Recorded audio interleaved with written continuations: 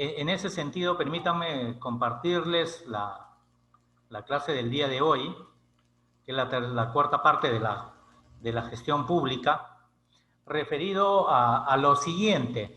Hemos estado hablando del proceso evolutivo que tiene el Estado en este aspecto, y lo que nosotros hemos encontrado es que el Estado es deficiente, no es moderno, el Estado es burocrático, el Estado no es transparente, es decir, su funcionamiento y su organización no es racional para los ciudadanos peruanos, y por lo tanto el Estado no le ha puesto una visión, si se quiere, desde hace mucho tiempo a la gestión pública, de tal manera que, como vuelvo a repetir, seamos los ciudadanos peruanos los más beneficiados con todo este proceso.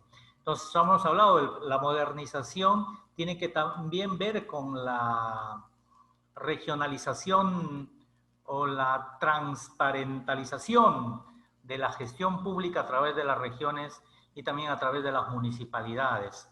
Hemos visto un poco la evolución que hemos tenido, sin embargo, sigue quedando todavía esto en el criterio, si se quiere, del gestor público para que sea un desarrollo armónico de la gestión dentro de nuestro país. Y lo que hoy día hemos preparado es un tema del Estado moderno, a ver cómo debemos ir conceptualizando el Estado moderno, porque hemos visto que el Estado precisamente no es eso, no es moderno. El Estado está estancado en un tema que eminentemente resulta burocrático, por decirlo menos. Entonces, para que exista un Estado moderno, tienen que darse varias cosas, pero precisamente estos obstáculos, que son lo que primero queremos ver, estos obstáculos son lo que vayamos viendo, qué es lo que a nosotros no nos permite, ¿no?, contar con un Estado moderno. ¿Y cuál de ellos es el primer aspecto? La poca transparencia e insuficiente rendición de cuentas. ¿Cuántas veces rinde cuenta una autoridad que ha sido elegido por el pueblo? 2 veces.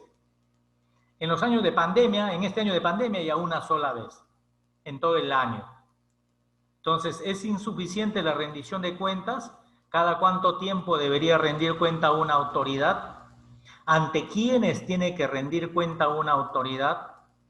¿Qué aspectos tiene que rendir cuenta una autoridad? ¿Quién tiene que regular esto? Porque normalmente lo regula, por ejemplo, en caso de los alcaldes, el consejo.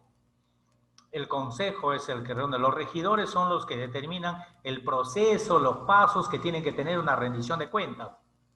Igualito en el gobierno regional. También se habla de una poca transparencia. Pero no digo, ¿cuál es transparencia? La transparencia solo significa acceder al Estado, ¿no?, a través de la ley de transparencia, porque hay una ley de transparencia. Lo que dice, en otras palabras, es: te entrego información que yo poseo para que tú con esa información puedas hacer lo que a ti y de acuerdo a la ley te complace, ¿no?, lo que te parece, pero tiene que estar adecuado a la ley. Pero esta transparencia, cuando recibe interpretaciones, es cuando se cometen arbitrariedades. Por ejemplo, si a la autoridad no le importa, no le interesa en lo mínimo entregarte tal información, ¿qué es lo que tú tienes que hacer como ciudadano? Tienes que acudir a la vía judicial porque no hay forma de pedirlo. Si tú lo pides, la persona simplemente no te entrega, la autoridad no te entrega la información y tú tienes que ir vía una acción constitucional de habeas data para pedirle información a una entidad que no te quiere entregar. Y entonces a eso se refiere la poca transparencia. Se demora mucho, no te entregan lo que ellos quieren, no lo que tú quieres, no lo que el ciudadano pide. Y este tema de interpretación de los documentos que se entregan vía transparencia no está regulado en ningún sitio, porque la Constitución dice que todo es público en el Perú, excepto lo que atentan contra la intimidad de las personas y contra la seguridad del Estado. Solo en esas 2 cosas. Pero hace poco, por ejemplo, yo he solicitado la transparencia. ¿Por qué? Porque queríamos comprobar que un examen dado a través de la plataforma del Meet, del Google Meet, había existido la participación o no de la persona que daba el examen todo el tiempo que duró el examen, porque supuestamente a esta persona se le había tomado un examen y se había apartado del enfoque de la cámara de la máquina. Y entonces no había forma de comprobarlo sino a través de la máquina que tenía el mismo docente que era el que controlaba el examen. Y no nos quisieron dar la información. Dice que atentaba, ¿por qué? Porque ahí habían 2 personas más que estaban en examen y la cámara estaba frente a sus casas. O dentro de sus casas, una parte de su casa. Ese es el derecho a la intimidad. Si cuando das examen eso se convierte en público porque en la cámara mismo se está haciendo público. Entonces, ¿qué es realmente la transparencia? La transparencia se refiere a la información que te entregan, o la transparencia significa la forma en la que tú tienes que actuar como funcionario público, que seas transparente. Porque la transparencia y la rendición de cuentas tiene que ver con lo que tú has hecho y que le informas a los ciudadanos. ¿Qué es lo que le entregas como información a un ciudadano? Entonces, transparencia tiene que ser interpretado de 2 maneras. Uno, la información que le entregas al ciudadano y otra, la forma como tú actúas como funcionario o como servidor público. Entonces, ahí va la interpretación, pero uno tiene que darse cuenta, entonces, si uno va a ser funcionario público, lo primero que tiene que ser es transparente. Transparente con lo que haces y transparente con lo que informas. ¿A quién? A la ciudadanía, al quien pide. Pero ¿acaso se ve lógico que cuando pides información para que te lo den cuando no quieran, ¿sí?, aunque la norma dice que será sancionado aquella persona que no den, nunca lo sancionan? Porque ahí vienen las interpretaciones. Es que yo interpreté que eso era derecho a la intimidad según la Constitución. Entonces, cuando interpretas y a nadie te castiga. Porque dice, porque así interpretó, te llamarán la atención, te jalarán las orejas, pero nada más. ¿Y a ti? ¿Y a ti qué? Te manda un proceso judicial de habeas datos que demora 1 año y medio más o menos. Hay poca transparencia. ¿Si es un obstáculo para un Estado moderno? Por supuesto que sí. La falta de transparencia del funcionario. Y obviamente la rendición de cuentas. Insuficiente. El otro obstáculo para un Estado moderno es la relación burocrática con el ciudadano. Es terrible. Bueno, es cierto también que el ciudadano no conoce los procedimientos que tiene el Estado, porque son múltiples. Un ciudadano, por ejemplo, necesita su casa. Y para eso tiene que presentar documentos para que la transferencia, para que pagues tus impuestos, accedes a la municipalidad, accedes a SUNAT, accedes al notario público, firmas aquí, firmas allá, accedes a RENIEC a través de la comparación biométrica, ¿no? Y luego de eso vas a registro público a inscribir, pero antes de eso haces una serie de documentaciones, tienes que ir al gobierno regional para la constancia negativa de catastro, tienes que ir a la municipalidad a solicitar la subdivisión de la propiedad, las visaciones de los planos, los ciudadanos no conocen, los profesionales no conocen los trámites, por lo tanto el funcionario público se aprovecha de esa circunstancia, interpreta la ley como quiere y te lo observa, tu pedido. Si esa relación burocrática con el ciudadano que ha establecido la misma norma y que hoy en día se está procurando hacerlo menos, ¿sí? Por lo menos hay un intento. La gente, por ejemplo, te sigue pidiendo copias de DNI. Sí, está prohibido solicitar la copia del DNI, pero te lo vuelven a pedir. Y la gente normalmente dice, bueno, ya lo saco copia y te lo entrego. ¿Cuál es el problema? El funcionario te dice, ¿cuál es el problema? Pues señor, sácale una copia a tu DNI. Y usted dice, sí, pues no, ¿para qué me hago tantas faltas? Mejor saco la copia y se acabó. Ya, pues si te va a pedir pues, por último ya que te lo saque pues en tu fotocopiadora de la misma institución para que se haga rápido. Pero el mismo hecho de solicitar, ¿cuánto tiempo pierde? Si el ciudadano no quiere entregar, no le hacen su trámite. Y le dicen, señor, recuerda que te pedí su DNI. Usted no quiso entregar. Pero no es obligatorio. Pues, para mí sí es obligatorio, pues. O sea, el burócrata sí, se orina en la norma y lo interpreta todo a su favor y no a favor del ciudadano. Es como una batida de la policía. Una batida de la policía tiene que estar garantizado por un fiscal. Y ustedes ven batida de la policía que está un fiscal ahí, no hay. Esa batida es abusiva de derechos. Pero, ¿alguna vez le han castigado a un policía por eso? ¿Por no hacer bien ese trabajo? O sea, esa relación burocrática con el Estado que solo le obligan al ciudadano, pero que el funcionario público no cumple, hace que los funcionarios públicos resulten abusivos, que la norma incluso de racionalización resulte abusivo en contra del derecho del ciudadano. ¿Es un obstáculo para un Estado moderno? Pero por supuesto que sí. Organización poco racional.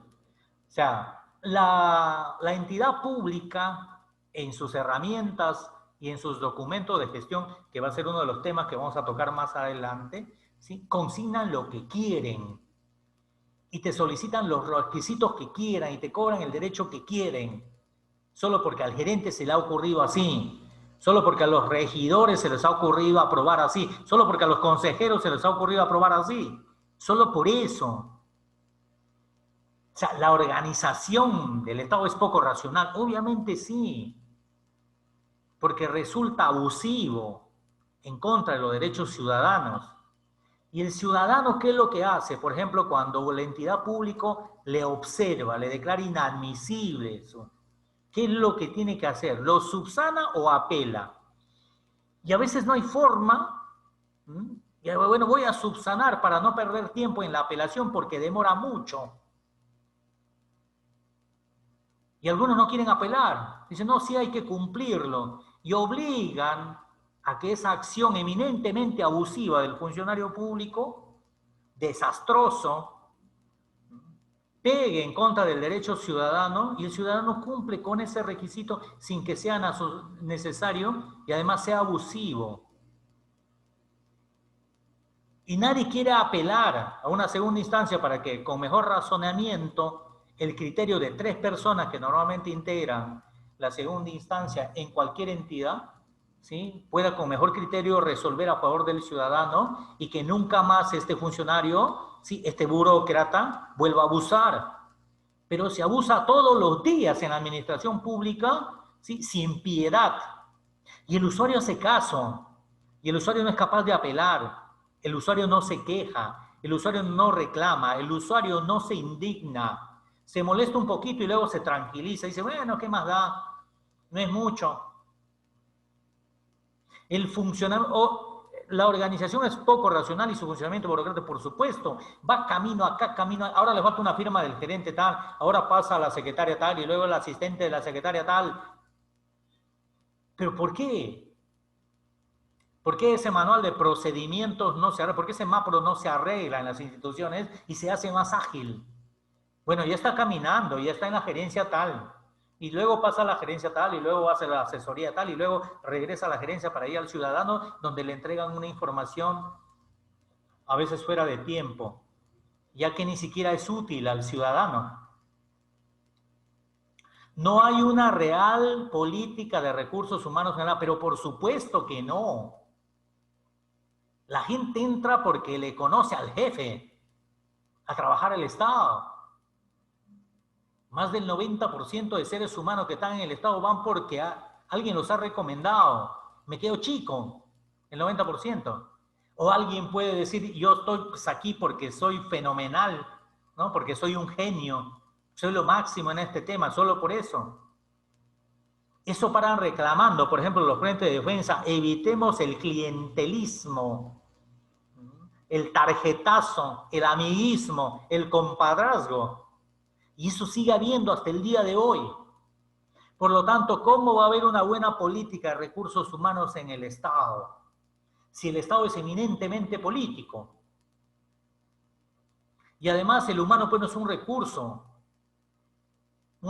humano, pues somos reemplazables. No puede haber una real política en tema de gestión de los recursos humanos porque el Estado es de carácter político.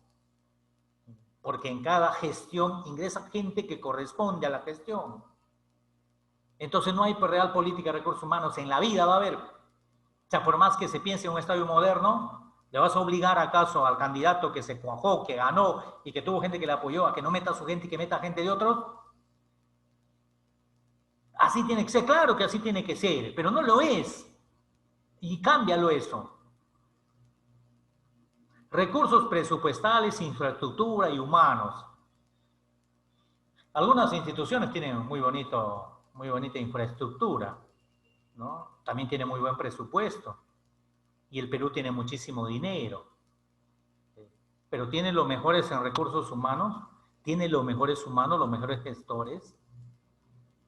En una próxima charla vamos a hablar sobre la creación del Servir, sobre la creación del CEPLAN, sobre la creación de la agenda del plan bicentenario, ¿no? Todos aquellos aspectos con la creación del SNIP, todos aquellos aspectos que se crean precisamente para modernizar el Estado, pero no dictado desde la política peruana, sino desde la ONU, desde las Naciones Unidas, a través de estos objetivos del milenio, que lo vamos a hablar más adelante, y luego se tradujeron en las cartas iberoamericanas que van gestionando ante los estados de toda América para que el Estado sea más moderno.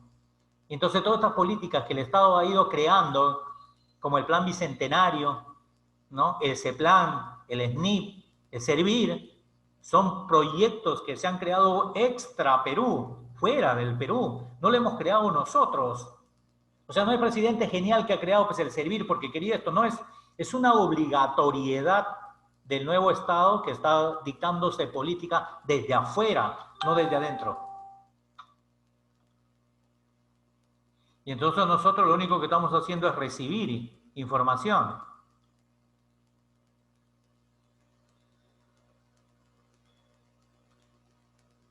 Entonces, así estamos, pero eso lo veremos en uno de los próximos temas. Proceso de descentralización poco enfocado en la materia del desempeño del aparato estatal.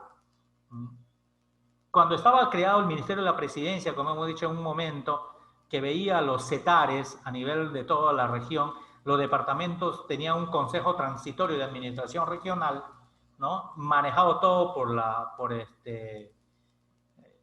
estos ministerios de la Presidencia. Y entonces, teníamos obviamente un Estado no regional, se había intentado crear las regiones a través de una ley, pero luego se entiende que en la época de Toledo, cuando se empiezan a elegir presidentes de los gobiernos regionales, que ahora se llaman gobernadores, cuando se eligen presidente de gobiernos regionales, se entiende entonces que el departamento, ¿no? Que los departamentos se convirtieron en regiones, pero no hay pues una política de regionalización y por tanto de descentralización del Estado. ¿Por qué? Porque para que construyes un puente y ahora vamos a buscar financiamiento. O sea, te dan para que hagas determinada cantidad de obras, pero las obras más importantes, las que cuestan más, ¿no? Todo lo tienes que pedir en Lima. Siempre te dicen eso, hay que hacer el perfil, ¿sí? El expediente, y este es el expediente técnico, muy bien, ahora vamos a buscar la plata, el financiamiento, vamos a Lima, ¿sí? Y la descentralización. O sea, ¿qué dicen lo de Lima? Dice que no, en los departamentos están los corruptos. O sea, en Lima están todos los buenos. ¿Se dan cuenta? Así piensan pues los limeños. El centralismo piensa que en los departamentos, en las regiones, están los corruptos. O sea, ellos son la Madre Teresa de Calcuta, pues, ¿no? En Lima. Entonces, un proceso de poco enfocando en la mejora de desempeño del aparato estatal. O sea, la descentralización se ha pensado en el recurso económico, pero no se ha pensado en el recurso de la atención de los seres humanos, de los peruanos. No se ha pensado en esto. Entonces, esta es una relación de obstáculos. Obviamente hay más, si no por cuestión de tiempo no se lo dice, pero estos son obstáculos para un Estado moderno. No podemos tener un Estado moderno si tenemos esto. Poca transparencia, ¿sí? Poca rendición de cuenta, la burocracia que es criminal, ¿no? El funcionamiento burocrático del Estado, muchos procesos, ¿no? Los recursos humanos ingresan todo por clientelismo, etc. Y entonces, ¿cuáles son los lineamientos para la modernización del Estado peruano, por ejemplo? Que haya mayor transparencia. ¿Pero qué? ¿De qué? ¿Mayor transparencia de qué? ¿Dónde? Mayor información. Yo pido una información, me lo den de inmediato. Sí, eso es transparencia.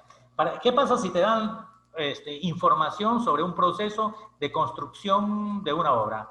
Sí, y tú encuentras que ahí hay delitos. Sí. La gente ya cometió los delitos, ¿eh? La gente comete las denuncias y los mandan a la cárcel y ya está. Y eso es la modernización del Estado, mandar a la cárcel a la gente. ¿Y cuál es la actitud preventiva que debe tener el Estado para que no se cometan, ¿no?, los actos de antijurídicos y que ameriten en determinado caso la prisión efectiva de un ser humano, de un funcionario público, de un servidor? Y rendición de cuentas, mayor cantidad de rendición de cuentas. ¿Cuánto debe haber? ¿Cada 3 meses? ¿Cada 6? Cuando hay pandemia, cada 1 año. ¿Cuáles son los lineamientos? ¿Quiénes tienen que dar los lineamientos de la rendición de cuentas? Y hemos dicho, los regidores lo hacen en las municipalidades, los consejeros en la región o en los departamentos. Simplificación de trámites administrativos. Kuczyn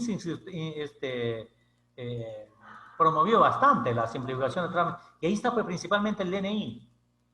Y te dice clarito, no pidas lo que ya tienes. Y te vuelven a pedir lo mismo. Pero usted ya tiene adentro, sí, igual adjúntame copias. Pero ¿cómo la simplificación? No, acá no hay simplificación administrativa. Usted adjunta o adjunta. Y si no, te lo rechazan. Y como tú nunca quieres apelar, tiene que haber una cultura de la apelación de un ser humano. O sea, los peruanos, ante una arbitrariedad, lo que tienen que hacer es apelarle a este funcionario para enseñarle que él no tiene la razón y lo apelas quejándole.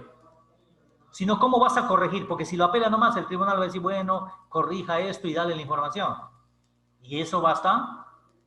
Y todo el tiempo que te dice todo el dinero, ¿cuánto te cuesta una apelación ante un tribunal? ¿Cuánto te cuesta? Un montón de dinero. Y ese gasto que has hecho, tienes que hacer que la sociedad funcione. O sea, y para que la sociedad funcione, lo que tenemos que hacer es utilizar nuestros derechos. Y uno de esos derechos es la apelación. Cuando tú apelas algo, apélale reclamándole a este ciudadano que está abusando de su derecho. Entonces el tribunal se dará cuenta diciendo, oye, acá hay un problema. Aquí hay un problema, obviamente. Pero no se simplifican los trámites administrativos. Vean los macros de las municipalidades. Los manuales de procedimientos. Se te pasa por todas las gerencias. En realidad, esta simplificación administrativa lo ha hecho peor, incluso a la función. Porque te inventan cosas. No, vea un tupa, recontra abusivo. Te visto tus planos si tienes título. Y si no tengo, y la posesión entonces, la declaración de hecho de un notario, cuando lo dice el juez, no tienes título, no te lo viso. ¿Y cuándo vas a avisar? Nunca. Y ese abuso, ¿quién lo corrige? Lo corriges con una apelación. Porque una apelación se vuelve obligatorio para todos los trámites de esa naturaleza. Y la próxima vez que quieras hacer esto, tú lo sacas tu apelación. Y si no hace caso, pues le metes una queja. Al funcionario no le gusta cuando lo quejas, se pone a llorar. Primero está machito y luego cuando le quejas se pone a llorar. Otro lineamiento para la modernización es el mejoramiento de la organización y la función del Estado.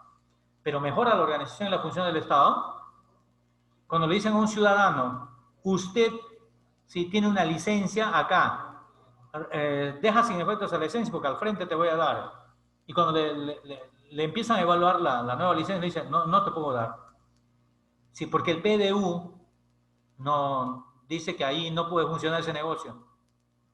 Y sin embargo funcionaba al frente. O sea, le han perjudicado hasta a este ciudadano que ha pedido que dejen sin efecto su licencia para que piden en otro sitio. Ahora no lo pueden dar. ¿Y cómo se soluciona ese problema?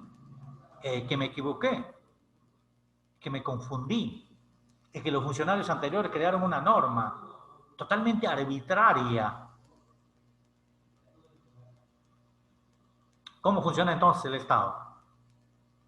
Profesionalización de la administración pública, por eso crearon Servir, pues, para profesionalizar la administración pública. La gente no quiere pertenecer a Servir. En lineamiento general está bueno. Precisamente una de las políticas de los objetivos del milenio de de la ONU es precisamente la creación del servir. O sea, esto ha sido un invento de Cosito, pues. Es la ONU la que dicta una política para crear el servir en el Perú. ¿Para qué? Para profesionalizar la administración pública. Para tener mejores gestores públicos. Y tenemos gestores públicos del servir en todas las instituciones públicas. Y las instituciones públicas siguen estando igual o peores que antes de la existencia del servir. Pero las instituciones públicas no quieren pertenecer al servir, porque si perteneces al servir te van a evaluar. ¿A quién le gusta que le evalúen? A nadie. ¿Por qué entonces no quieren pertenecer? La carrera pública magisterial, que fue creado también a través de uno de los objetivos del milenio de la ONU. Pero esos temas que vamos a ver luego. Pero ¿a quién le gusta, quiere estar en el servir para ser evaluados? Porque dijeron que crearon el servir para votar gente del Estado que no valía. Y que están enquistados ahí, va a venir el servir, los va a evaluar y los va a votar. Cuando en realidad no lo es así. No lo es así.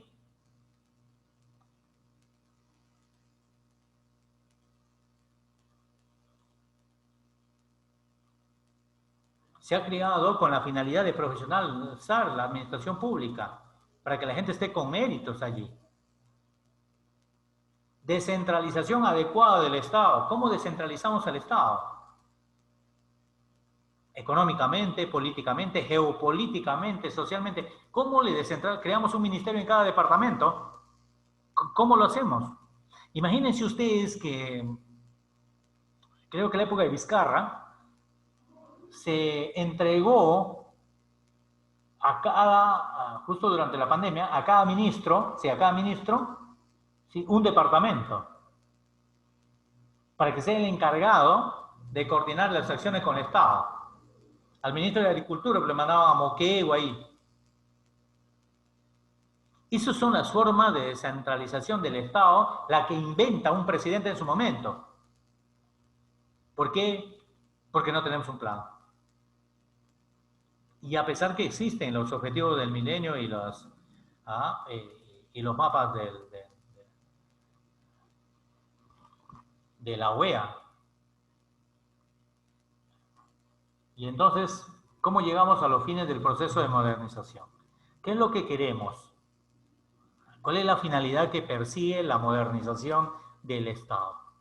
Construir un Estado eficiente, no eficaz, eficiente, que utilice bien los recursos y que cumpla su finalidad.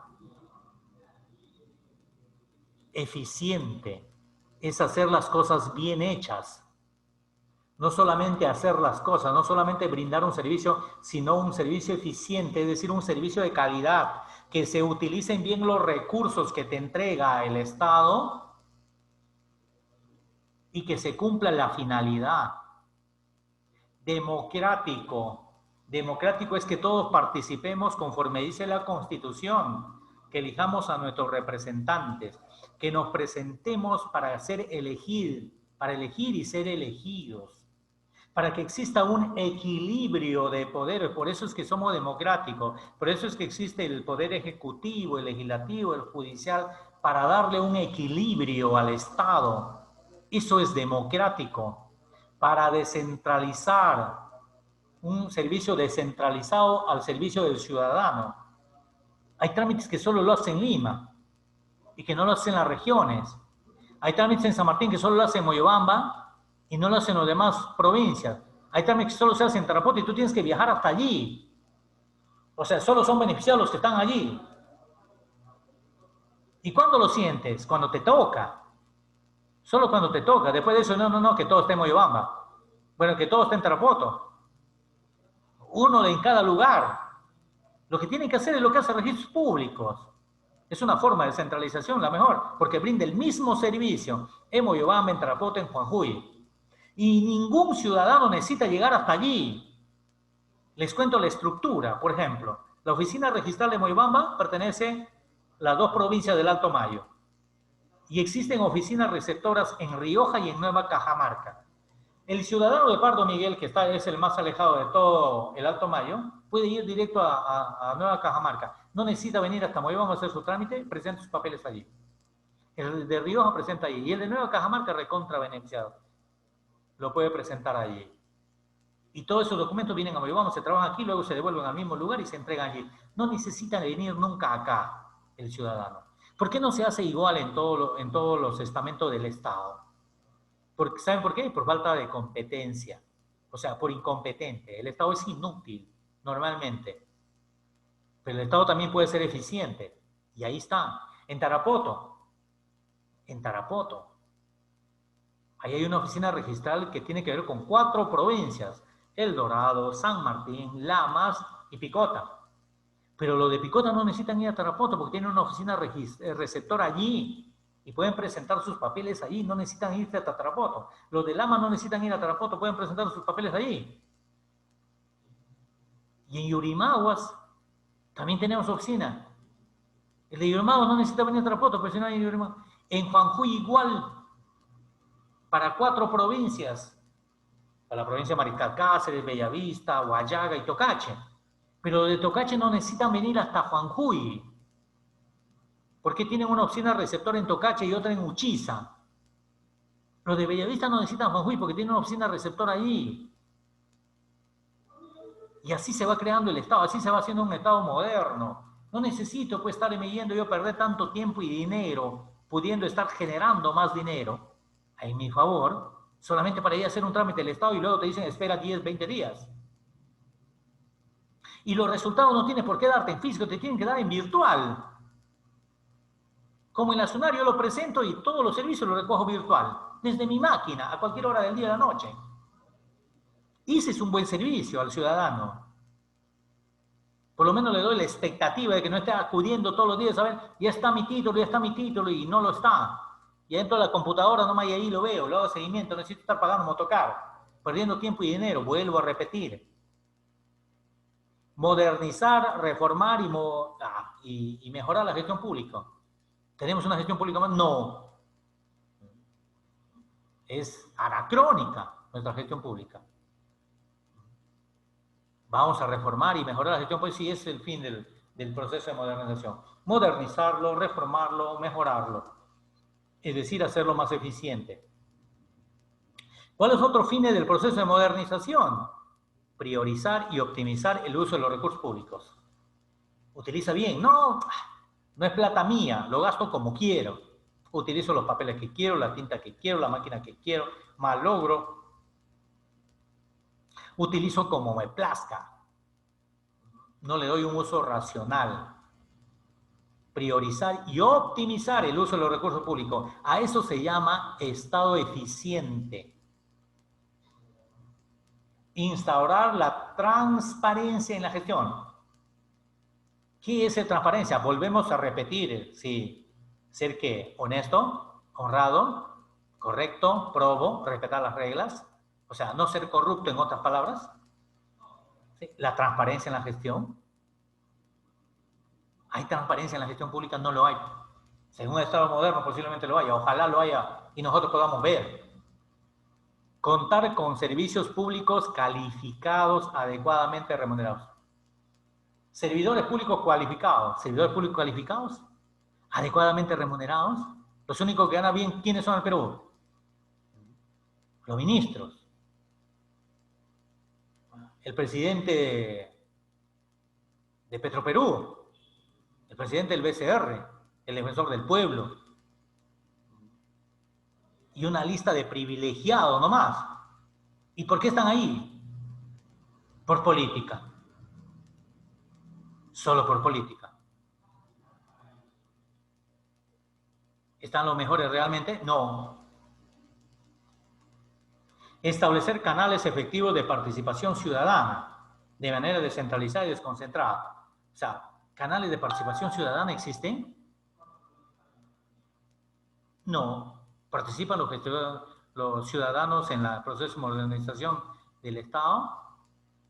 Bueno, tal vez algún ciudadano que trabaja ahí, pero, si lo quiere llamar así, ¿no? Descentralizada y desconcentrada.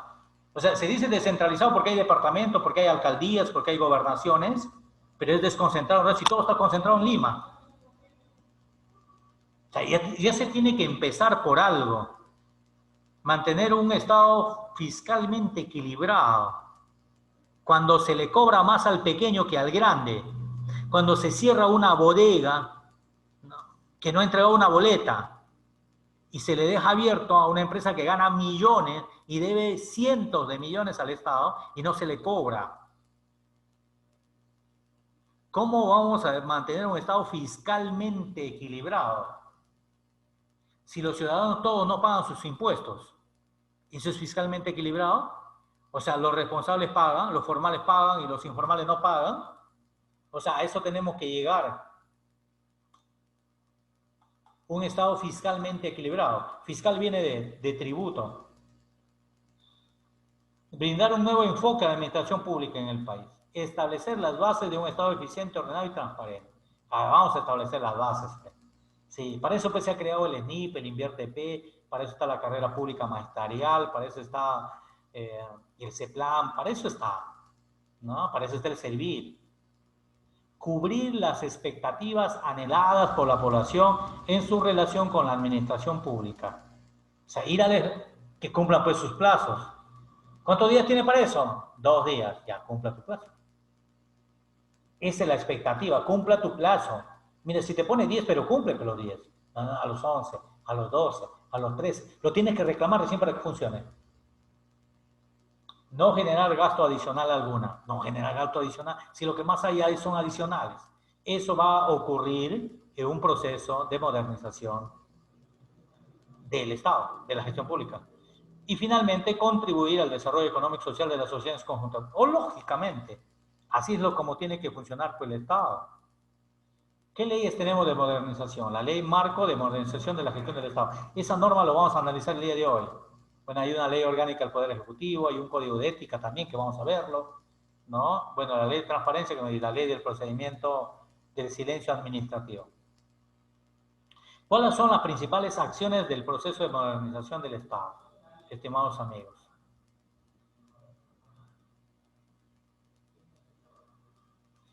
Priorización de la labor del desarrollo social. Principales acciones del proceso moderno. Priorización de la labor del desarrollo social. ¿No? Atender primero a los más necesitados. A los niños, a las mujeres desvalidos, a los viejitos, a los ancianos, etc. ¿No? A las personas con habilidades diferentes. Concentración por la participación civil y las fuerzas políticas. Concertación con la participación civil y las fuerzas políticas. O sea, para crear el acuerdo nacional sí pues se han concertado. El acuerdo nacional, a pesar de que sea una obligación, no se ha creado nada porque se le ha ocurrido al presidente, eso no estaba en los planes, el acuerdo nacional, el plan bicentenario, no, nada de eso, está en los planes, nos han obligado a crearlo. Y nos han dicho, solo así funcionará como Estado moderno si usted crea, ¿no?, el acuerdo nacional. Pero hay participación de la sociedad civil. No, sí, de lo que ellos quieren, pues. De lo que reclaman ahí, no hay nada. ¿Alguna frente de defensa ha ido a participar? No participa. Las fuerzas políticas, sí, los partidos políticos son las fuerzas políticas, son los partidos políticos. Eso sí, participan, sí, han participado en el acuerdo nacional, sí. Porque es un foro del acuerdo nacional. Han participado los partidos políticos, la gestión del gobierno y la sociedad civil. Descentralización a través del fortalecimiento de los gobiernos locales y regionales. Hay que fortalecer las municipalidades y los gobiernos regionales. ¿Sí? Hay que descentralizar, hay que dar mayores recursos. Mayor eficiencia en la utilización de los recursos del Estado, ya le hemos dicho. No gaste lo bien del Estado solamente porque es del Estado, pensando en que es de nadie, cuando todo es nuestro. Revalorización de la carrera pública. Por eso existe una carrera pública magisterial y hay la carrera pública del servir. Hay una carrera pública para los profesores y una carrera pública para todos los demás. Pero el Estado no quiere pertenecer al servir. Instituciones públicas han llegado a interponer acciones de carácter legal para no pertenecer al servir, porque son evaluados. Porque vuelvo a repetir, según ellos se ha creado el servir para votar a la gente, a su trabajo. Institucionalización de la evaluación de la gestión por resultados. O sea, ¿cuál es el resultado? Finalmente todo en el país y todo en tu vida es un resultado. Y el resultado es que los seres humanos se encuentren bien con la información, con el servicio que le ha brindado el funcionario público. Regulación de las relaciones intersectoriales. Ese es todo un tema. ¿Por qué? Porque no hay regulación de las relaciones intersectoriales, porque cada quien hace lo que tiene que hacer. Pero hay una regulación de esto, no hay nada. Entonces la nueva visión del Estado está orientada ¿a quién? Al ciudadano, estimados amigos. Y puede ser un Estado, una visión de Estado abierto. Y este Estado abierto es transparente, accesible a los ciudadanos. Fomenta la participación, ya quisiéramos que sea así, fomenta la participación ciudadana, la integridad pública y rinde cuentas de su desempeño. ¿Cuánto quisiéramos que sea así por nuestro Estado? Transparente, accesible a los ciudadanos. ¿Por qué? Para prevenir, por ejemplo, el otorgamiento de una buena PRO, que participe la sociedad civil, que participe la OSI, que participe la Fiscalía de Prevención del Delito o de corrupción de funcionarios, que participen para evitar estar procesando penalmente luego pues a los funcionarios que han formado parte, por una u otra razón, porque cuando ya participan los demás, pues obviamente ya no va a existir un tema de corrupción.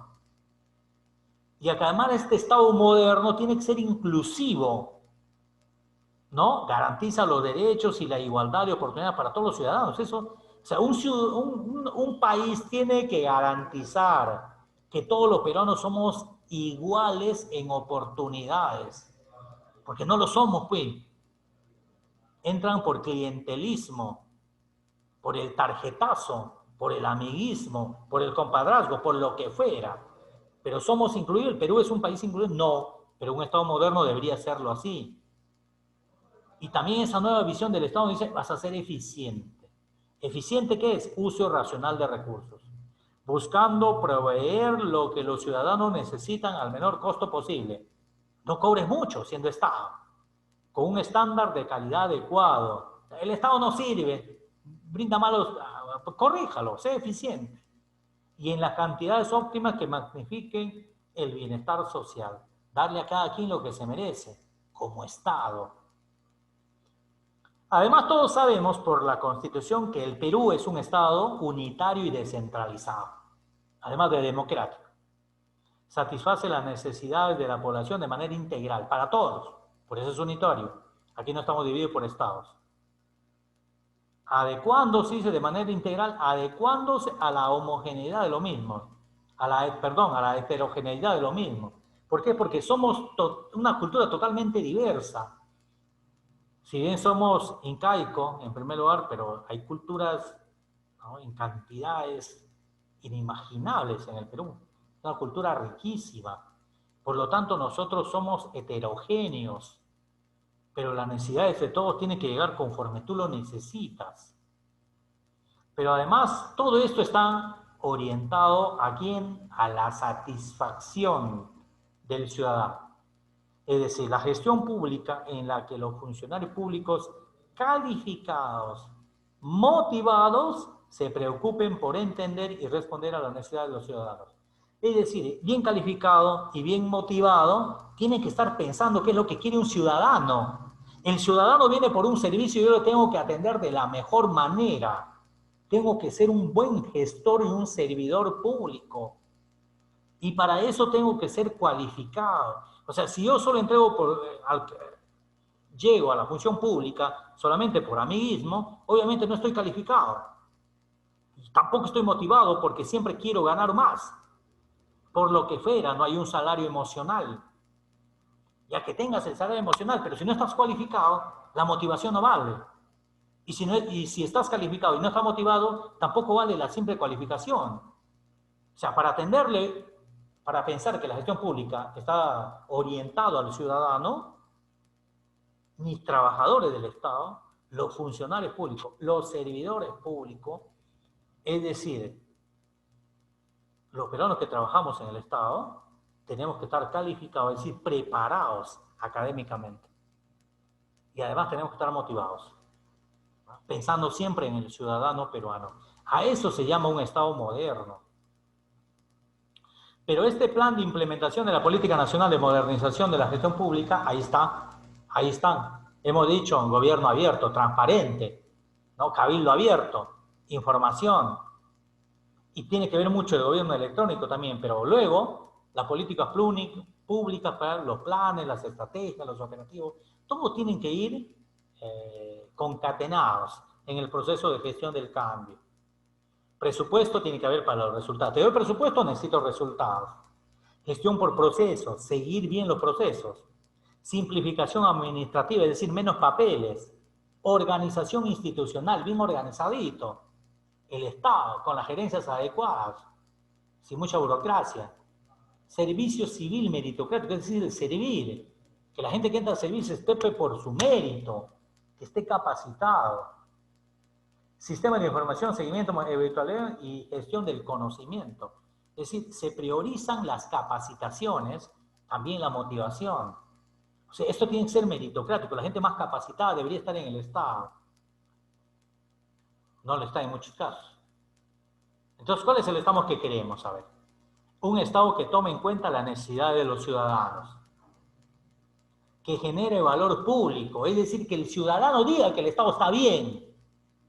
¿Asociado a qué? A sus resultados. Y además tiene que tener en cuenta que estos resultados tienen que estar compartidos con qué? Con la democracia, es decir, la participación de todos los ciudadanos, eligiendo y siendo elegidos, la equidad, ¿no? Es decir, se le dé a cada uno conforme se merece, la probidad, actuar con honradez, más con honestidad, ser un ser humano transparente, equilibrado. Y tiene que haber una rendición de cuentas. A pesar de todo eso, a pesar de ser transparente, lo tengo que decir al ciudadano, esto es lo que he hecho. Y usted evalúame. Ese ciudadano te tiene que dar, ¿qué? Valor público. Tiene que reconocer el trabajo que tú haces. Pero para lograr este objetivo se plantean características que el Estado debe tener. Estas son las características que el Estado peruano debe tener. Eficiente, transparente, inclusivo, unitario y descentralizado, y además moderno, lo que habíamos dicho. Eficiente, utiliza bueno los recursos, ¿no? De manera... utiliza bien, eficientemente los recursos. Menor costo posible, con el menor costo posible al Estado. Es transparente, ¿no? Aquel que permite el acceso de todos los ciudadanos a la información. Es decir, el Estado tiene que estar abierto para todo el que quiere saber, toma la información que deseas. Sobre una contratación pública, toma la información que deseas. Eres un ciudadano que merece la información que el Estado tiene que entregarle. Inclusivo, aquel que garantiza los derechos y la igualdad de oportunidad para todos los ciudadanos. Tiene que ser unitario y descentralizado, como lo hemos dicho. Satisface las necesidades de la población, a pesar de las diferencias que existen. Y finalmente moderno. Es decir, que cambie constantemente, que adecue su entorno, que prepare su gente, que motive su gente y que atienda bien a la gente. ¿Y entonces qué se requiere para lograr esto? Dar un salto. La gestión operativa debe pasar de ser una gestión supeditada al proceso presupuestario, ¿no?, a estar guiada por la obtención de resultados para los ciudadanos y ciudadanas. Es decir, de estar pensando en los procesos, piensa en los ciudadanos. Encontrar un punto medio entre la rigidez de un sistema que lleva al cumplimiento y la inacción y otro más flexible que haga el logro del resultado. Es decir, lo que se quiere lograr son resultados. Y el resultado es que el ciudadano te califique, esté satisfecho y te entregue a ti como funcionario público valor público. En otras palabras, fortalecer el sistema de modernización de la gestión pública. Y estas son las líneas de acción prioritarias, hay unas cosas que además les quiero... Entonces, ¿cómo entonces tiene que establecerse una política de modernización del Estado? ¿Cómo lo vamos a lograr? ¿Cuál es la estrategia para la modernización? Planificación. ¿Quién está ahí? Planificación estratégica, C-Plan. ¿Tenemos C-Plan? Sí. Operativa. Estratégica operativa. C-Plan es el que establece todo el proceso de planificación estratégica, además la operación, es decir, el llevar a cabo, ¿no? Y esto tiene que estar alineado ¿a qué? Al plan de modernización establecido. ¿Por qué? Por C-Plan. Cambios en el marco normativo que regula la estructura, organización y funcionamiento del Estado, ¿no? Es decir, un poco de flexibilidad para ponerlo en guía a quién, para vincularlo con quién, con los resultados. Es decir, dar buenas normas legales. Mejora en la calidad de servicios, optimización de procesos, simplificación administrativa. Eso es lo que vamos a tener que hacer. Transparencia y participación ciudadana. O sea, los ciudadanos participan en la política de modernización de la gestión pública. Y finalmente, retroalimentación. ¿Qué significa esto? Es que tenemos que darle todos los días. Tenemos que hacerle entender al Estado que lo fundamental en el proceso de modernización del Estado es el ciudadano. Y todo esto es el piloto de modernización. ¿A qué llegamos entonces? A un Estado moderno, eficiente, unitario, descentralizado, inclusivo. ¿Eso es lo que quisiéramos? Sí. ¿Esto es visto desde dónde? Desde el Observatorio de Modernización de la Gestión Pública. O sea, ¿qué es lo que tenemos que cambiar ahorita? Esto es lo que dice acá. Nosotros, lo que podemos cambiar, sí, vamos cambiando. Y con eso vamos a lograr que la gestión pública mejore. Por supuesto que sí. Entonces, esta política de modernización del Estado pues, ha empezado así. Mediante este decreto supremo, se establece ¿qué? Visión, principios, lineamientos. Entonces, el principal instrumento de la modernización de la gestión pública en el Perú, ¿qué busca? Orientar, articular, impulsar el proceso de modernización hacia una gestión pública orientada a los resultados, al servicio al ciudadano y al desarrollo del país. Ahí está. En el Perú busca ¿qué? Orientar, articular, impulsar el proceso de modernización hacia la gestión pública orientada ¿a qué? A resultados. ¿Y ese resultado a qué? Al ciudadano, el servicio al ciudadano. Y finalmente ¿a qué? Al desarrollo del país. Eso es lo que busca un Estado moderno. La política nacional, ¿no? De modernización del Estado. La política nacional de modernización de la gestión pública. Ahí está el gobierno electrónico. Las TIC son importantes, por supuesto que sí. Las tecnologías de la información. El gobierno abierto, ahí está. Tenemos que estar sometidos como ciudadanos que trabajamos por el Estado al escrutinio público, al valor público. Por eso es que hay que entregar esa información. O sea, cuando un gobierno es abierto, entrega información a los ciudadanos, ¿no? Bueno, y la articulación interinstitucional que hablábamos hace un momento, ahí está. En un Estado unitario y descentralizado se requiere articular. Y eso es lo que pasa, cada quien quiere hacer lo que quiere. Y plan nacional de la política nacional de modernización de la gestión pública. De la PNMGP, Política Nacional de Modernización de la Gestión Pública. ¿Cuáles son los lineamientos para las entidades públicas en general? Ahí está. Promover que las entidades públicas en los 3 niveles de gobierno cuenten con objetivos claros, medibles, alcanzables y acordes con las políticas nacionales sectoriales. Es decir, nosotros como ciudadanos debemos exigirle a todo aquel que hace campaña, ¿no? Que su plan de gobierno esté alineado a las políticas nacionales y sectoriales, a la política nacional de gobiernos, a la visión del Perú, a las cartas iberoamericanas. Tiene que estar alineado a las políticas nacionales y sectoriales. Conseguir que el Estado disponga, asigne, ejecute, ¿no? Los recursos presupuestales para financiar los resultados de los ciudadanos externos y valores. Ya está. Eso es lo que tiene que hacer. Cuando se implemente el plan de implementación de la Política Nacional de Modernización de la Gestión Pública, hay que redefinirla a nivel nacional, regional, local, las competencias, funciones de las entidades en concordancia con el proceso de descentralización. Por eso dice, conseguir que el Estado disponga, asigne y ejecute los recursos presupuestales para financiar los resultados de los ciudadanos. Ahí está. Para eso se va a implementar, ¿no? La Política Nacional de Modernización. ¿Para qué? Para conseguir eso, que el Estado disponga, asigne y ejecute.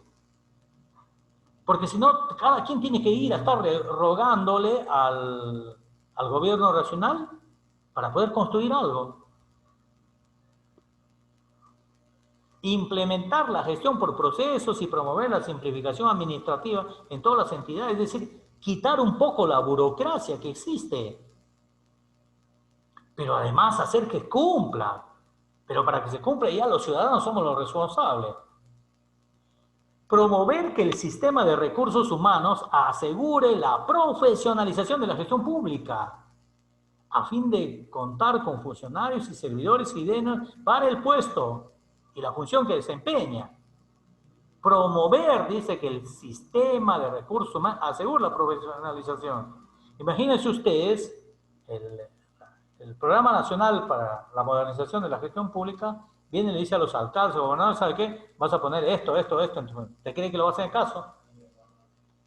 Tal vez con el tiempo sí, cuando esté mejor implementado el servir y entendamos que el servicio se ha creado para eso.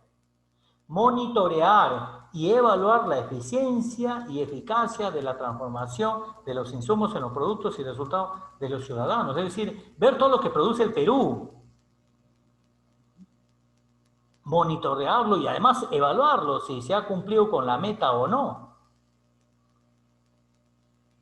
Desarrollar un sistema de gestión del conocimiento integrado ¿a qué? Al sistema de seguimiento y administración de la gestión pública. O sea, si no se sigue, si no se monitorea, si no se evalúa la gestión pública, va a ser por gusto y nos parece importante la mención. Promover el gobierno electrónico, las TIC son importantísimos, tecnología de la información y comunicación, porque son el soporte de la producción y la gestión de las entidades. Lo que antes se hacía en una hora, hoy se hace en un minuto, gracias a las TICs. Asegurar la transparencia, la participación, la vigilancia y la colaboración ciudadana en el debate de la política pública y desempeño de las entidades. ¿Participan? Hoy no. Esto es el plan de implementación de las políticas nacionales de modernización de la gestión pública. Con esto tenemos que garantizar la transparencia, la participación. Ojalá esto sí funcione. ¿Verdad que sí? Promover, apoyar y participar en los espacios de coordinación interinstitucional con entidades del mismo nivel. O sea, ponernos de acuerdo entre nosotros y participar. Es decir, el plan, el que está a cargo del Plan Nacional de Modernización de la Gestión Pública va a estar en todas estas. Y también tiene que articular las políticas públicas nacionales y sectoriales con las cuales analizan, diseñan, aprueban, implementen, ¿no? Evalúan y mejoran promoviendo el debate y la participación ciudadana. Sería bacán que nos hagan participar a los ciudadanos en los debates de las políticas públicas.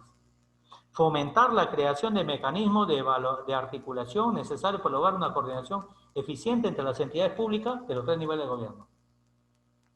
Promover la descentralización de las funciones, responsabilidades, capacidades y recursos en los tres niveles. Hay que promover la descentralización, pero además de la desconcentración que tenemos nosotros en la ciudad capital. Finalmente, lineamientos para los entes rectores del sistema administrativo.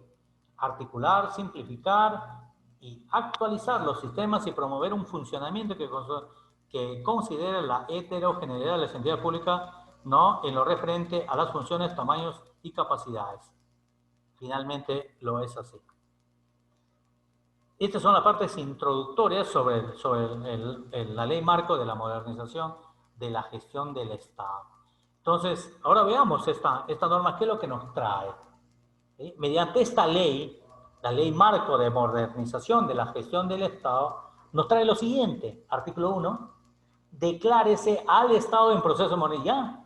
¿De cuándo es esta norma? Del 2002, hace 18 años. Dice, declárese al Estado en proceso de modernización. Y lo único que se ha hecho es, bueno, se han creado entidades, pero ¿están funcionando? La pregunta es eso, ¿están funcionando ya? Hay que verlo. ¿El Estado ha mejorado? Eso está por verse. Nadie se lo cree, ¿eh? Declárese al Estado peruano en proceso de modernización en sus diferentes instancias, dependencias, entidades, organizaciones y procedimientos, con la finalidad de mejorar la gestión pública y construir un Estado democrático, descentralizado y al servicio de... Ya está. 18 años. ¿Ya hemos mejorado en el Perú? en sus diferentes instancias, dependencias, entidades, organizaciones y procedimientos con la finalidad de mejorar la gestión pública y construir un Estado democrático, descentralizado y al servicio del ciudadano. Finalmente, esto es lo que ha querido la norma. Por eso es que ha declarado al Estado en proceso de modernización, que es crear un Estado moderno, democrático, con participación, descentralizado y al servicio de los ciudadanos. Somos nosotros, los ciudadanos, los que le vamos a dar en un momento al Estado, si así queremos, valor público, respeto del proceso sobre la gestión gestión pública del Estado. El proceso de modernización de la gestión del Estado será desarrollado de manera coordinada entre el Ejecutivo, ¿no?, a través de la Dirección General de Gestión Pública de la Presidencia, de la PCM y el Poder Legislativo. O sea, este proceso de modernización tiene que estar coordinado entre el Poder Ejecutivo y el Poder Legislativo. ¿A través de qué? De la Comisión de Modernización de la Gestión del Estado. Hay una Comisión de Modernización de la Gestión del Estado dentro del Congreso. Y además con la participación de otras entidades cuando por la materia de desarrollo sea ello necesario. Otro artículo nos dice, finalidad del proceso de modernización de la gestión pública del Estado. El proceso de modernización de la gestión del Estado tiene como finalidad fundamental la obtención de mayores niveles de eficiencia. Esta es la finalidad de este proceso de modernización. Mayores niveles de eficiencia del aparato estatal. Eso quiere decir que nuestro aparato estatal no es eficiente. En algunos casos puede ser eficaz, pero no es eficiente. De manera que se logre una mejor atención a los ciudadanos, priorizando y optimizando el uso de recursos. Finalmente, somos los ciudadanos los que, en virtud de nosotros, de nuestro derecho, ¿no?, se está viendo una forma de cómo modernizar la gestión del Estado. El objetivo es alcanzar un Estado que esté al servicio de la ciudadanía. Estamos al servicio de la ciudadanía. Por fin vamos a cumplir con este dicho de antaño. El Estado estará siempre al servicio de los ciudadanos. Con canales efectivos de participación ciudadana, los ciudadanos van a poder participar en la gestión de la política pública. Estará descentralizado, además desconcentrado. O sea, no solamente se van a crear regiones donde te voy a dar un presupuesto, voy a desconcentrar el servicio del Estado a nivel nacional. Y voy a ser transparente. Te voy a dar la información que me pides, pero además no solamente voy a ser transparente en la información que me pides, sino además voy a ser transparente en los procesos que sigo, ¿no?, ¿para qué? Para gestionar. Con servidores públicos calificados y adecuadamente remunerados. ¿Cuándo será esto? Gente bien preparada y bien pagada. Y además fiscalmente equilibrado, como lo habíamos dicho en algún momento. Es decir, que se cobren pues los impuestos a los grandes y a los pequeños, que se cobren a todos. El proceso de modernización de la gestión del Estado se sustenta fundamentalmente en estas acciones. Priorizar la labor de desarrollo social en beneficio de los sectores menos favorecidos. O sea, hay que favorecerle al menos favorecido. Hay que darle luz a la gente que necesita, agua a la gente que necesita, servicios básicos, ¿no?, saneamiento, exacto, saneamiento físico legal, todo. Concertación con la participación de la sociedad civil. Es que nos tenemos que poner de acuerdo. La sociedad civil tiene que participar. ¿No? ¿Para qué? Para diseñar una visión compartida y planes de carácter multianual. Como en el tema del PMI, ¿no?, el programa multianual de inversiones. O sea, tiene que haber una visión compartida y planes además multianuales, pero también estratégicos y además sustentables. La descentralización, que es otro aspecto, a través del fortalecimiento de los gobiernos locales, regionales y la gradual transferencia de funciones. Si de a poco te voy dando funciones, ¿no?, gobiernos regionales y gobiernos locales. Mayor eficiencia en la utilización de los recursos del Estado, por lo tanto, se elimina la duplicidad o superposición de competencias. Funciones y atribuciones en sectores y entidades o entre funcionarios y servidumbre. Se pelean, esta es mi competencia, esta no es mi competencia. Revalorización de la carrera pública. Se pone especial énfasis en el principio de la ética pública y la especialización como el respeto al Estado de Derecho. Fundamental, estimados amigos. Revalorización de la carrera pública, que la gente quiera estar en el Estado. ¿Por qué? Porque es un Estado ético,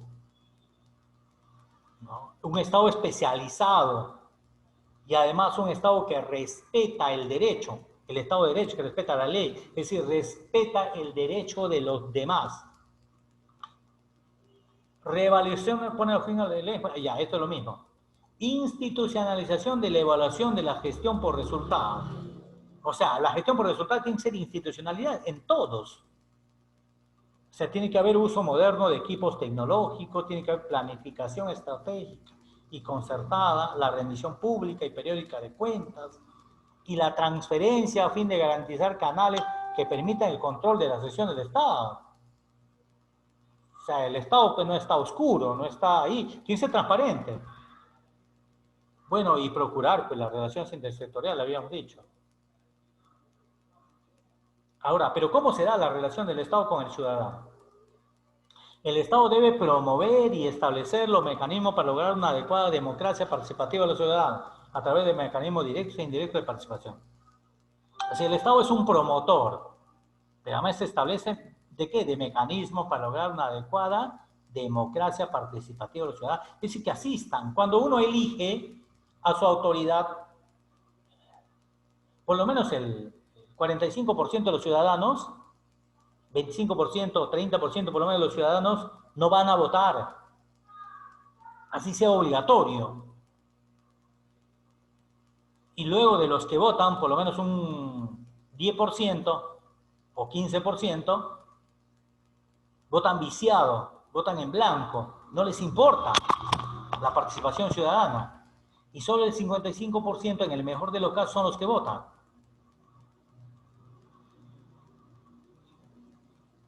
Esa es la democracia participativa, pero además hay el control ciudadano. El ciudadano tiene el derecho de participar en los procesos de formulación presupuestal, ¿no? Hay presupuesto participativo donde van las demás autoridades, sí. Pero el ciudadano fiscaliza, puede pedir información, sí. Ejecución y control. O sea, los ciudadanos tienen el derecho a participar en estos procesos, en el presupuestal, en la fiscalización, en la ejecución y en el control de la gestión del Estado, ¿no?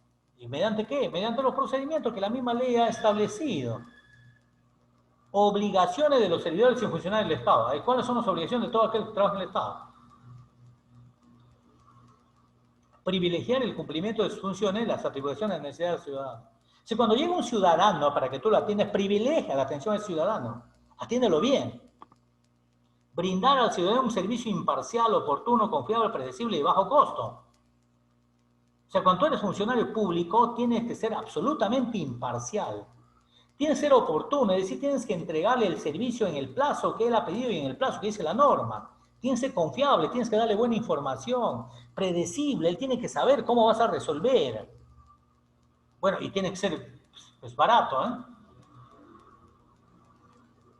A otra obligación, otorgar la información requerida en forma oportuna a los ciudadanos. O sea, no se espera más de lo normal si tienen la información.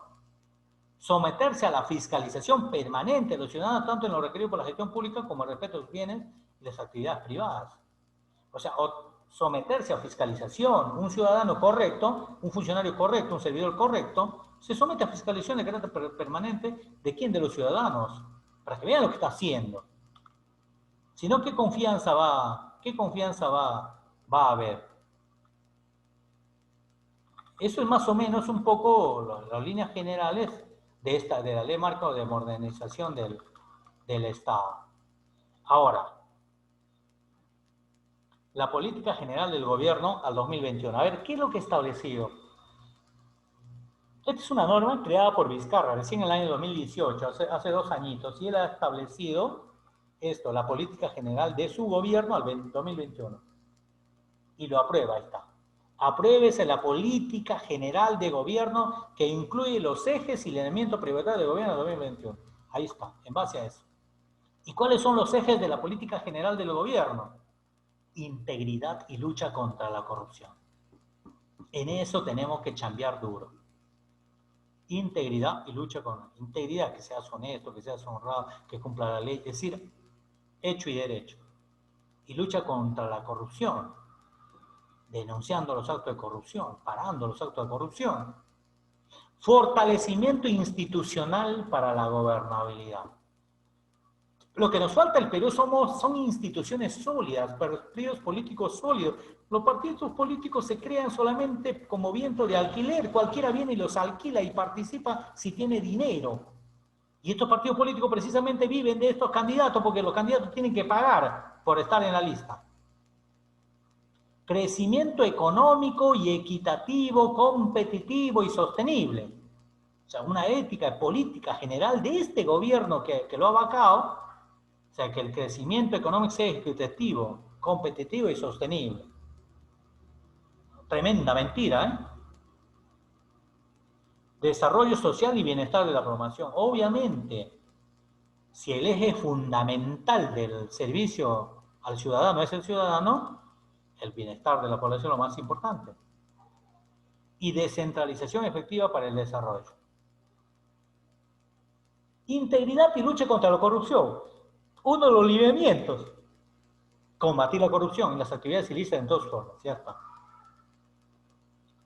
Hay que empezar por algo, sí, está bien. Asegurar la transparencia en todas ya. ¿Cómo asegurar la transparencia en todas las entidades gubernamentales? No nos han dicho todavía cómo vamos a asegurar la transparencia. Vamos a poner un fiscal ahí que controle todos los contratos, todos los otorgamientos de la buena pro. Fortalecimiento institucional para la gobernabilidad. Construir consensos políticos para el desarrollo en democracia. Fortalecer la capacidad del Estado para obtener efectivamente las necesidades ciudadanas, considerar sus condiciones de vulnerabilidad y diversidad cultural. O sea, construir consensos políticos. ¿Nos ponemos de acuerdo o no? Unos dicen vacancia, otros dicen no, otros ponen presidente a quien no ha ganado a nadie, y así. Crecimiento económico, equitativo, competitivo y sostenible. Recuperar la estabilidad fiscal en las finanzas públicas. O sea, se le cobra a todo el mundo. Potenciar la inversión pública y privada descentralizada y sostenible. O sea, el Estado va a invertir más. Pero además le va a decir a los privados que inviertan más también. Acelerar el proceso de reconstrucción con cambio con énfasis en la prevención. O sea, el norte. ¿Recuerdan el fenómeno del Niño? Sí, el norte fue destruido y se creó la Autoridad Nacional de Reconstrucción con Cambios. Y no hace nada. Y un lineamiento prioritario es precisamente acelerar esta reconstrucción con cambios que creó PPK. Además, tienes que fomentar la competitividad basada en las potencialidades de desarrollo económico de cada territorio, facilitando su articulación al mercado nacional e internacional, asegurando el aprovechamiento sostenible de recursos naturales y patrimonio cultural. O sea, esto es trascendental como línea prioritaria del gobierno. Reducir la pobreza y pobreza extrema tanto a nivel rural como urbano. Entonces hay que caminar por el área urbana y el área rural para conocer esto, aunque el INEI mantiene esta información. Fomentar la generación de empleo y calidad con énfasis en los jóvenes. Fomentar la generación de empleo. O sea, el Estado para el 2021 tenía que haber fomentado la generación de empleo. Claro, la pandemia pues nos ha aniquilado. Lineamientos prioritarios de la política general del gobierno. Desarrollo social y bienestar de la población. Reducir la anemia infantil. Esa es una buena política. Reducir la anemia en los niños y niñas de 6 a 35 meses con enfoque en la prevención. Brindar servicios de salud de calidad, oportunos, con capacidad resolutiva y enfoque territorial. Y si debemos tener, por lo menos en cada departamento, es un hospital de primerísimo nivel. No lo tenemos, ojalá que se lo tenga. Que tenga capacidad resolutiva, es decir, que rápido se atienda. Enfoque territorial, ¿a dónde me compete? ¿Qué espacios competen? Mejorar los niveles de logro de aprendizaje de los estudiantes con énfasis en los grupos con mayores brechas. ¿No? Hay que verificar qué grupo tiene mayores brechas. Aumenta la cobertura sostenible del servicio de agua y saneamiento. Es decir, hay que darle agua a todo el mundo. Este era el lineamiento prioritario de la política general del gobierno. ¿no? Agua para todos y saneamiento. Mejorar la seguridad ciudadana, es decir, la seguridad de los ciudadanos, con énfasis en la delincuencia común y organizada. Hay que parar la delincuencia común y la organizada. Promover la igualdad y no discriminación entre hombres, así como garantizar la protección a la niñez y la adolescencia. Esto sí, al parecer, pues está muy bien. Desde ahora ya se ven pues, mitad ministro varones, mitad ministra mujeres, ¿no? Ahora hay paridad y alternancia. Si el candidato al Congreso, el 1 es varón, el 2 mujer, el 3 varón, el 4 mujer. Si el 1 es mujer, el segundo varón, el tercero mujer y el cuarto varón. Se llama paridad, es decir, pueden elegirse mujeres y varones. Alternancia es que se alternan uno a otro. Un varón, una mujer, un varón, una mujer, un varón, una mujer y así sucesivamente. O sea, la paridad y alternancia en la función pública ha mejorado bastante. Es importantísima. Por eso dice promover la igualdad y no discriminación entre hombres y mujeres, así como garantizar la protección de la niñez, la adolescencia y las mujeres frente a todo tipo de violencia. Descentralización efectiva para el desarrollo. Institucionalizar la articulación territorial de la política nacional. Promover desde los distintos ámbitos del país alianzas estratégicas para su desarrollo sostenible. Y así, y esa es la norma de los lineamientos prioritarios del gobierno.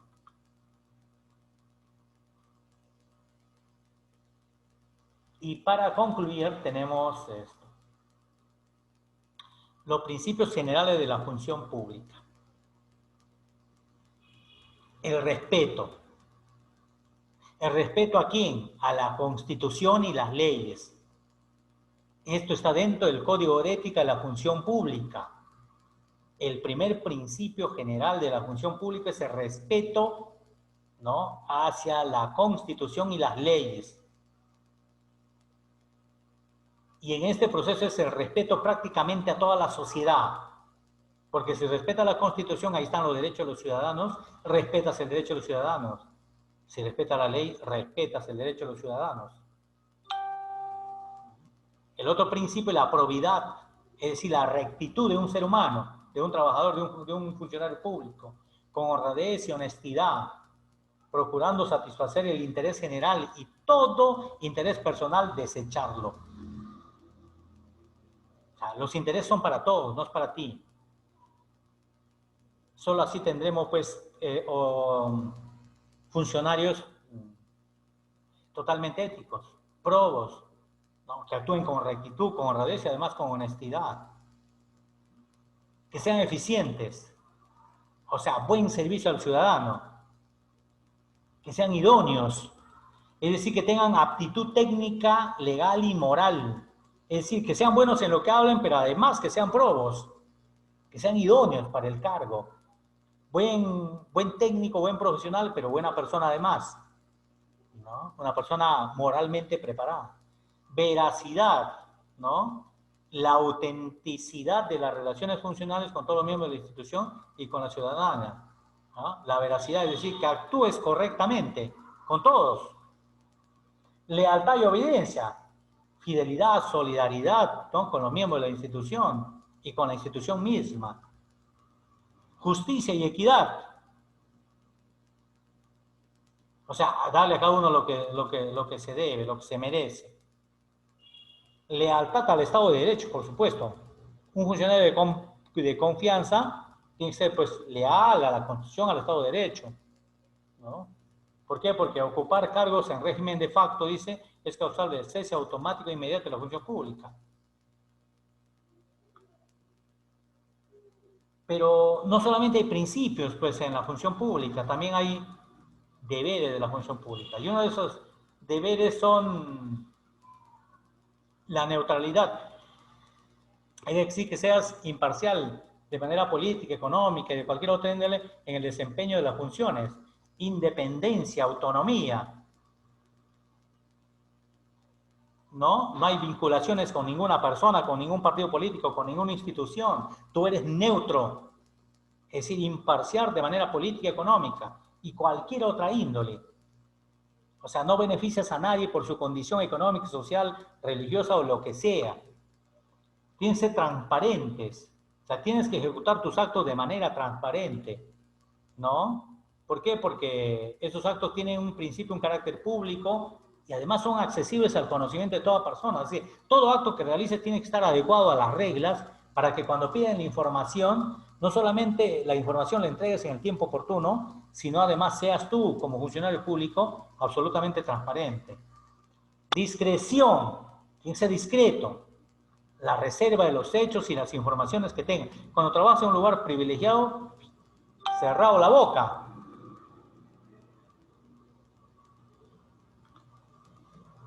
Ejercicio adecuado del cargo.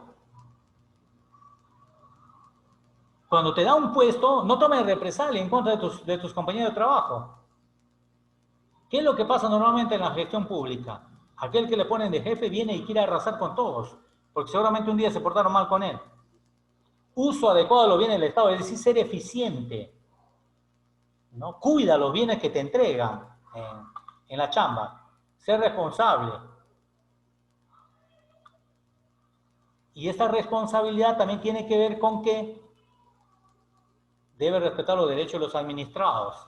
Respetar los derechos de los administrados, estimados amigos, es trabajar para ellos. De esta manera, hemos llegado a la parte final del tema del día de hoy. Yo los agradezco mucho por su participación y espero alguna opinión que pueda tener alguno de ustedes. Hoy día no se han instalado mucho, entiendo, estamos ya casi en los últimos días del año, la gente está full chamba, pero este audio está grabado, lo vamos a pasar el link correspondiente tanto en el grupo como a los que no han asistido el día de hoy. ¿Alguien de ustedes tiene alguna opinión? Nieves, Lupe, Omar.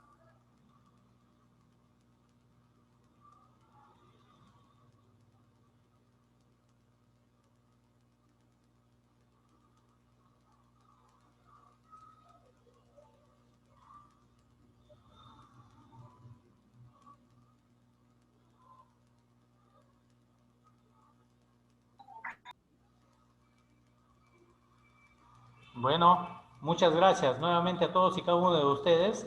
Nos estamos viendo el día lunes con un nuevo tema interesante sobre la gestión pública.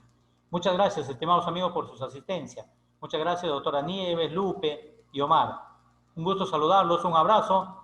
Pasen un feliz 31 de diciembre, que todos y cada uno de sus metas, sus sueños, sus objetivos que se han trazado en este año para el próximo, que se cumplan, que Dios los proteja siempre y a ustedes y a su familia, ¿no? Pórtense muy bien, actúen conforme a las reglas, sigan cuidándose como se han cuidado hasta el día de hoy, protejan a sus familias.